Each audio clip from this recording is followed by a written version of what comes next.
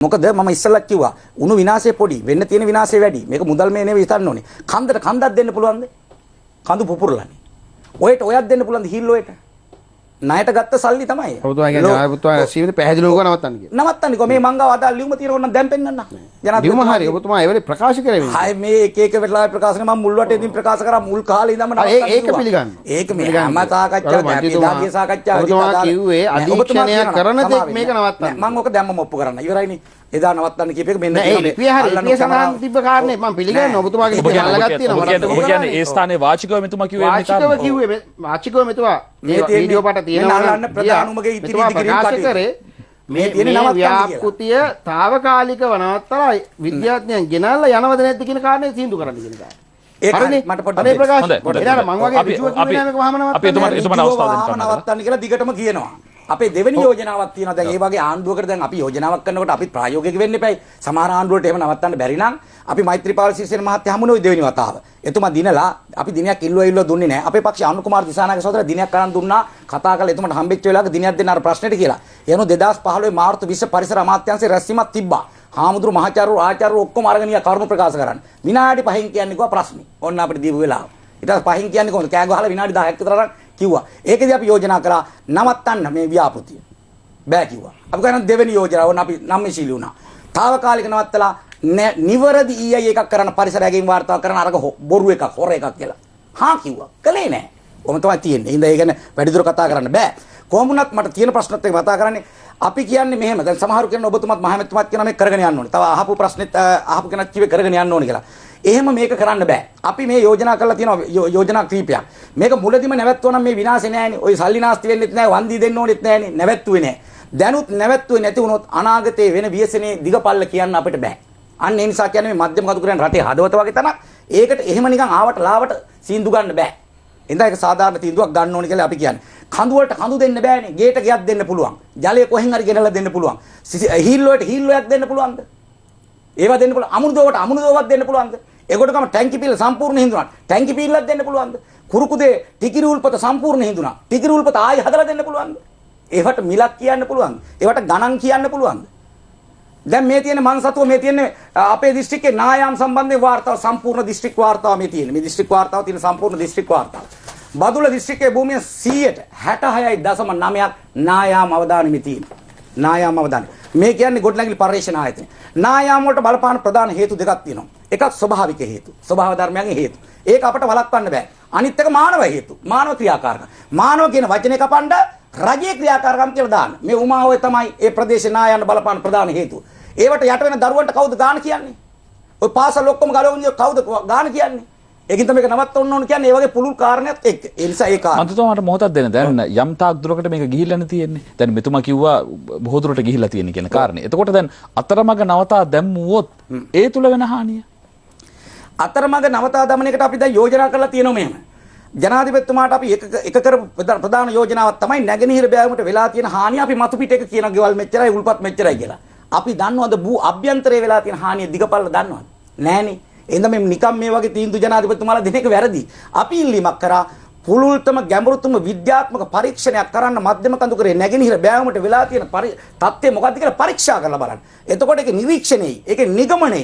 ඒ නිගමන නිරීක්ෂණ මත මධ්‍යම කඳුකරේ නැවත ස්ථාවර කරන්න, ස්ථායි කරන්න, ජන ජීවිතේ නැවත නගා සිටවන්න අදාළ තීන්දුව ගන්න. ඒක සාධාරණ නැද්ද? හොඳයි. දේශපාලන තීන්දුවක් නෙමෙයි. ඒ තීන්දුව නෙමෙයි අද දවසේදී මේ අරන් තියෙන්නේ. නෑ, ඔතන එහෙම තීන්දුවක් නෑ. අපි අදාළ ලෝකේ ඉන්න ආචාර්ය මහාචාර්යකු නන් ටිකුත් ඉදිරිපත් කරා. චවින්ද මන්ත්‍රීතුමා ඉන්නවා. මහමැතිතුමා ඉන්නවා පිළිගනි. අපි එහෙම කිව්වා මේ කට්ටිය දාන්න. අපි කියනවා අය බැරනම් වෙන කට්ටියක් දාන්න කියලා. ඒ යෝජනාව නෑ. මතු පිට වෙලා තියෙන සාමාන්‍ය මේ විනාශය බලන්න අපි යෝජනා කරා කැබිනට් අනු කමිටු වැඩක් නෑ. ඒවා මහා බොරු කමිටුනේ. ඔය ඉස්සෙල්ලා කැබිනට් අනු කමිටුවක් දැම්ම සභාපති රවි කරුණානායක. සමාජික කවුද? සොයිසා, රජිත් මත්බණ්ඩාර, හරීන්, නිමාසිරිපාල, ඩිලාන් පෙරේරා, පාටලි චම්පික. අපි ලියුවා ඒ කමිටුවට එන්න බලන්න, අහන්න. දැන් බලලා තීන්දුවක් ගන්න කියලා. පැත්ත පළාතේ ආවේ නෑ. කොළඹට එන්නම්කෝ අපි තොරතුරු දෙන්න. අපිට එන්න කිව්වේ නෑ. පාර්ලිමේන්තුවේ පැය දෙකකින් තීන්දුවක් ගත්තා. ආයි කැබිනට් අනු කමිටුවක් දාලා. ඔය වැඩක් තියෙනවා. අපි යෝජනා කරා ජනාධිපතිතුමාට 30 වෙනිදා ජනාධිපති කොමිෂන් එකක් දාන්න. අරකට වැඩිය ටිකක් හොඳ හින්දා. හොඳටම හොඳින් නෙවෙයි. ජනාධිපති කොමිෂන් එකක් දාන්න. ඒ කොමිෂන් එකට අපි 4 දෙනෙක් යෝජනා කරා මෙන්න මේ වගේ. පාරිසරික, කුෂිකාර්මික, ඒ වගේම ආර්ථික, සමාජීය ක්ෂේත්‍රයේ ප්‍රවීණයන්ගෙන් විද්වතුන්ගෙන් ඇතුළත් කරන්න මතු පිට වෙච්ච දේ හොයන්න කියලා. අර කමිටු දෙක ආවනම් මේ ප්‍රශ්නේ හොයා බලන්න බෑ. ඕක තියෙනවද ඕකේ දැන්? ඔය ලියවි. ඕවන්නේ. ඒවා අපි යෝජනා කරේ දේශපාලන අදහස නෙවෙයි. මේ රටේ විද්වතුන් එක කතා කරලා පරිසරවේදීන් එක කතා කරලා යෝජනා කරේ. ඒවා කුණු කූඩේ. ඔය මොනවාද තියෙන්නේ? එහෙනම් මේකයි ඇත්ත ප්‍රශ්නේ. එහෙනම් දැන් මෙහි සඳහන් වෙනවා ජාත්‍යන්තර විශේෂඥ උපදෙස් සහ නිර්දේශ හා මෙරට විද්වතුන්ගේ උපදෙස් පදනම් කරගනිමින් සමස්ත ව්‍යාපෘති ඉදිරි ක්‍රියාමාර්ග තීරණය කිරීම සිදු වනු ඇත. ව්‍යාපෘතියේ ඉදිරි ක්‍රියාමාර්ග. ඔක වෙනයිනේ. ව්‍යාපෘතියේ ඉදිරි ක්‍රියාමාර්ග. ව්‍යාපෘතිය ඉදිරියට ගෙනනවද නැද්ද කියන කාරණා. ආන්න හරි. ව්‍යාපෘතිය ඉදිරියට ගෙනියනවා නම් මම අර පළවෙනිම මතක් කරා. ඒක නෙමෙයි වෙන්න ඕනේ. සමස්ත පරිසර අධ්‍යයන වාර්තාවක් ගේන්න ඕනේ. මේ මං ගාව තියෙන පරිසර අධ්‍යයන වාර්තා. පචනේ මේවා. 80% මුසාවන් වලට 20ක් ඇත්තකවලම් කරලා දේශපාලන උවමනාවට හදපු පරිසර අධ්‍යයන වාර්තාවක් මෙන්න තියෙනවා මෙතන. ඒක දේශපාලන උවමනාවට හැදුවේ. පරිසර අධ්‍යයන වාර්තාව කොහොමද රටේ නීතියට අනුව සම්මත කරන්න ඕනේ? 1980 අංක 47 දරන පනත පාරිසරික පනත. ඒ පනතට අනුව පරිසර අධ්‍යයන වාර්තාව මුල්ගල තබන්නට පෙර සකස් කළ අනුමත කළ යුතුයි. මුල්ගල තැබුවේ 2008 අප්‍රේල් 29 පරිසර අධ්‍යයන වාර්තාවට අස්සන් තැබුවේ 2011 අප්‍රේල් 12 වෙනිදා පරණ අවුරුද්ද දවසේ අස්සන් තැබුවා. පරිසර අමාත්‍යාංශේ දොර ඇරලා. ඕන්න ඇත්ත කතන්දර. ඒ කාලේ තිබුණු ඩීල් ගේම් ඕවා තමයි ඇත්ත. එහෙනම් වහලා දාන්න හදනවා. එහෙනම් ඊළඟ කාරණේ. ජාත්‍යන්තරේ මේ වගේ විනාශකාරී ව්‍යාපෘති නවත්තපු තැන් කියන්න දෙකක්. තායිලන්තයේ තියෙනවා මිනු කියලා ගංගාව. රසීසලායි කියලා වේල්ලක් බැඳ මහා පරිමාණ. මහා විනාශයක් වුණා. උද්ඝෝෂණ ආවා. ඒ රටේ ආණ්ඩුව තීන්දුව කරා ඒක අයින් කළා පරිසරය සුරක්ෂිත කරන්න.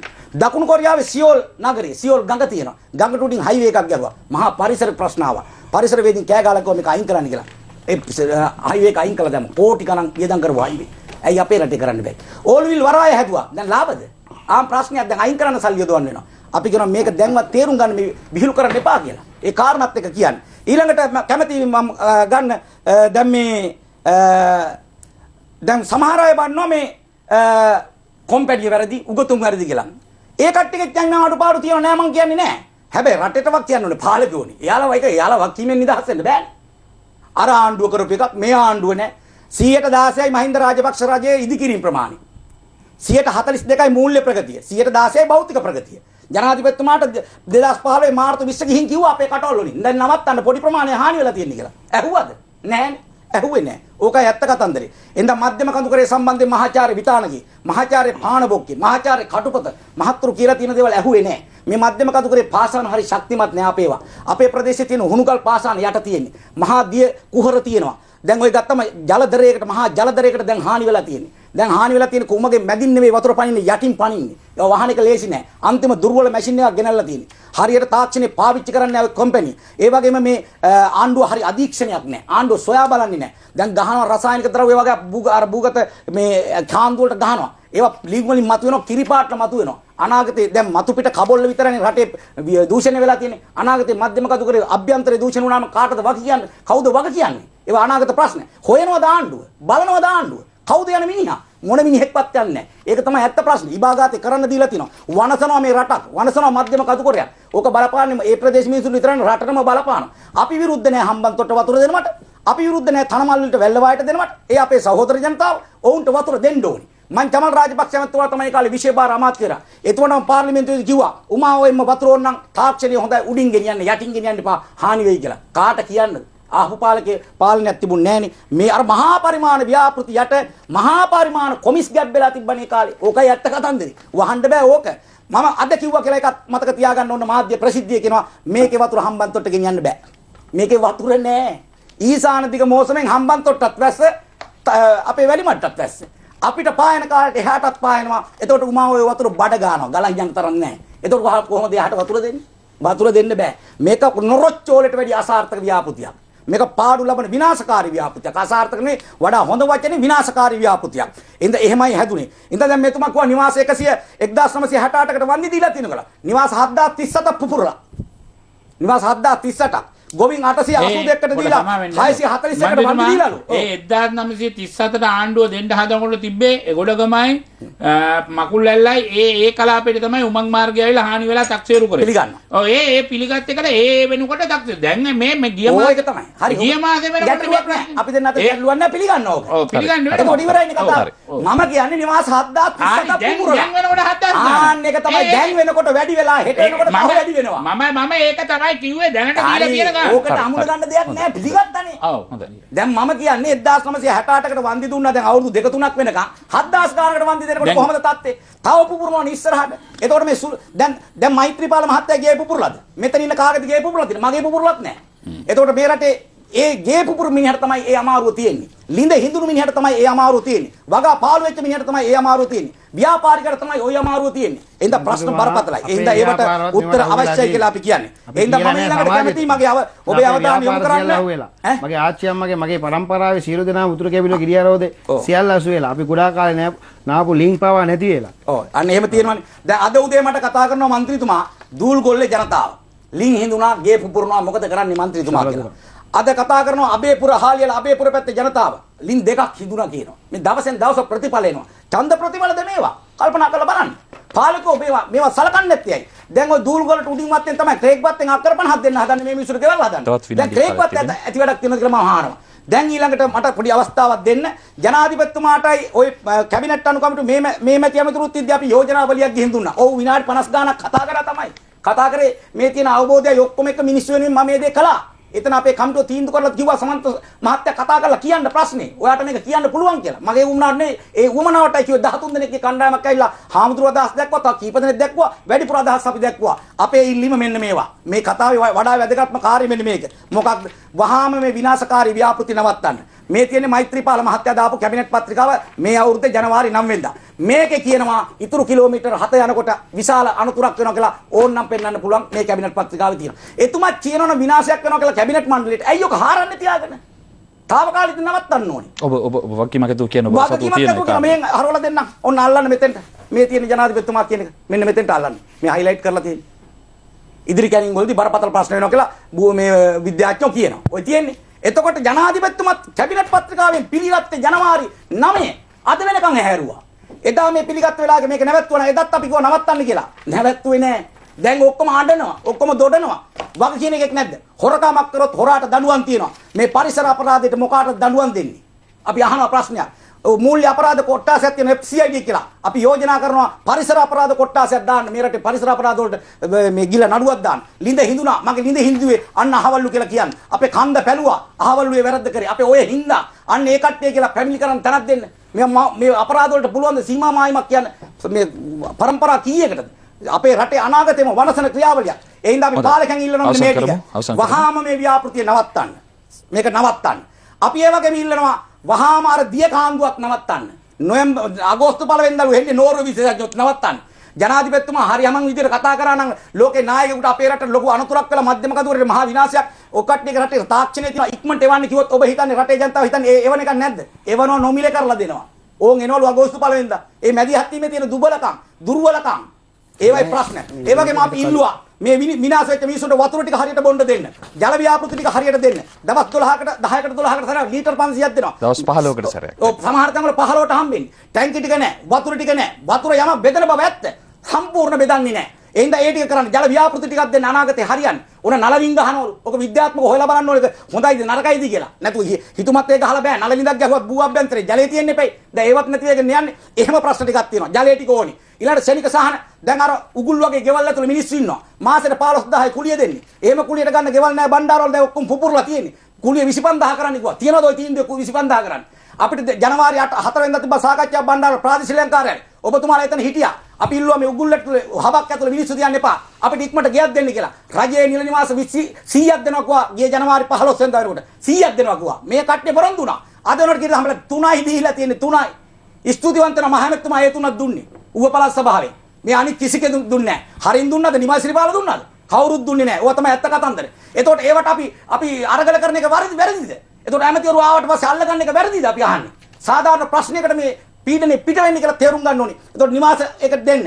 ගියක් හදාගන්න අක්කර 50ක් දෙනවා කිව්වා. තාම දුන්නේ නැහැ බින් අඟලා. තීන්දුව ගත්තේ ජනවාරි. ඒව වෙනස් කරන්න බෑ. පොඩ්ඩක් දෙන්න අවසන් කරන්න.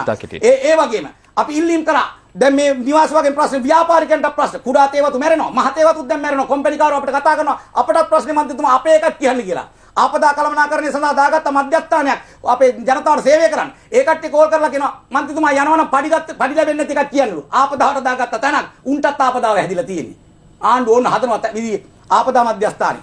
ඒ වගේ කට්ටක් කන්නේ පැත්තේ මිනිස්සු ඉස්කෝල පිපුරුවා, පාරවල් පිපුරුවා, ඔය ඒවට යට වෙනකන් දින්නේ. අපි ඉල්ලීමක් කරා ජනාධිපතිතුමාගේ මේ පහුගිය මාසේ 15 වෙනිදා මේ කලාපේ ආපදා කලාපයක් කියලා නම් කරන්න කියලා. බෝඩ් එක ගහන්න එපා ක්‍රියා කරන්න කියලා. වැළලුණාට පස්සේ හාලුයි පොළුයි මිරිසුයි අරගෙන එනවද කැමරා ටිකත් අරගෙන පාලක බලලා යන්න ජනතාව. එතෙන්ට එන්න එපා කියලා අපි යෝජනා කරනවා. ඒ වගේම අපි යෝජනා කරා දැන් මේ නිවාස ප්‍රශ්න වගා වන්දි හරියට ගෙවුනේ නැහැ. අක්කර 1000 ගානක දැන් 600 ගානකට ගෙවලා තියෙන්නේ. රජයේ සේවකයන්ට මන්ත්‍රීවරුන්ට පඩි හම්බ වෙනවා මාසෙට මාස්පතා පඩි හම්බ වෙනවා. ගොවියට හම්බෙන්නේ පඩි දෙකයි යලයි මහයි දෙක විතරයි. ඒ දෙකම නැතුව දැන් අවුරුදු ගාණක් ඉන්නවා. පාලකවන්ට දැනෙන්නේ නැද්ද? පාලකන්ට බරක් නොවුණු මිනිස්සු එහෙ ඉන්නේ. ගොවිතැන් කරලා තමන්ගේ දෑතේ මානසින් හම්බ කරන් කෑවා. ආණ්ඩුවට බරක් උන්නේ නැහැ. දැන් මේ මිනිස්සුගේ වතුර ටිකක් නැහැ, දර ටිකක් නැහැ, ගොවිතැනක් නැහැ, ගෙයක් නැහැ, පාසලක් නැහැ, පන්සලක් නැහැ, වඳින තැනක් පුපුරවල තියෙන්නේ. ඒතකොට ඒව සාධාරණ ප්‍රශ්න නෙවෙයිද? ඒ පොදු ස්ථාන හදලා දෙන්න කියලා ජනාධිපතිගෙන් ඉල්ලුවා. ඕකේ තියෙනවද මොකක් හරි දෙනවා කියලා? ඕකේ මොකක්වත් නැහැ. එහෙම තියෙන්නේ. හබක් හදලා තිනවා අපේ මිනිස්සුන්ට. ඒ හින්දා ඔයගේ බරපතල ප්‍රශ්න ගානක් ඇතුලේ අපි යෝජනා ටිකක් ගෙනාවා. දැන් අර සුවෙන්ද්‍රකියා හිමියකින් දැන් මහා පරිමාණ ව්‍යාපාරික දක්වා සාහන දෙන්න කියලා. දැන් සමහර හෝටල් වලට නොමිලේ වතුර බවුසර එනවා. හැබැයි සමහර මිනිස්සුන්ට එනවද? අර බයිසිකල් සර්විස් කරනවා, ත්‍රී වීල් සර්විස් කරනවා සමහරු. සමහරු පවත්තන් යනවා මේ පැත්තේ අධ්‍යාපනික නගරේ අපේ ඌවෙම තියෙන හොඳම නගරේ බණ්ඩාරවල. 35000ක් දරුවෝ බණ්ඩාරවල නගරේ ඉගෙන ගන්නවා. ඒ දරුවෝ ඉගෙන ගන්න තැන අනුතුරුදායක තත්ත්වයක් තියෙන හොඳද? මෙයා දැන් බණ්ඩාරවල නගරේ ගොඩනැගිලි සමහරවා තියෙන ඇලවෙලා. ඒවට කතා කරන එක වැරදිද අපි අහන්නේ? ඒවා කියනකොට මේ පාලකෝ කියන්නේ කතා කරලා තීන්දුවක් ගන්නම් තාක්ෂණික වාර්තා කැඳවන්නම් අවුරුදු 10ක් කියවනවා මේවා අපි 10ක්. එතකන් තීන්දුවක් ගන්න කරා. ඒ හිතත් නැවත කියනවා මේ විනාශය නවත්තන්න සහ මේ ජනතාවට සාහන ටික ලබා දෙන්න නැති වුණොත් අපට සංවිධානයක් ඇටිලා කියන්න එපා බහිනවා දැඩි තීන්දුවකට අපි තෙලමිනවා.